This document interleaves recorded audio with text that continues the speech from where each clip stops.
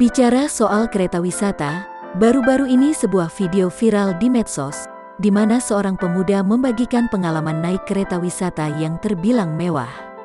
Tentu saja harganya pun fantastis. Diunggah ke dalam akun TikTok @kevinbenediko, pemuda tersebut membagikan pengalaman naik kereta wisata yang bayarnya 25 juta.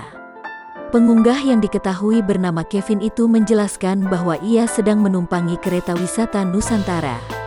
Kereta wisata yang ia tumpangi itu untuk perjalanan dari Bandung ke Jogja. Kereta wisata Bandung-Jogja 25 juta cek, tulisnya dalam keterangan di awal video. Asli ini harganya sultan banget, lanjut Kevin. Harga tersebut sudah termasuk layanan gratis makan dan minum untuk setiap penumpang. Ini pengalaman yang beda dan unik dari biasanya, tambah dia.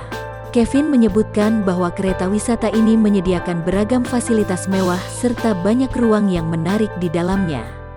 Selanjutnya, Kevin mengatakan bahwa kereta wisata Nusantara ini menyediakan ruang meeting dan ruang makan malam. Menariknya lagi, kereta wisata Nusantara juga menyediakan fasilitas kamar tidur loh.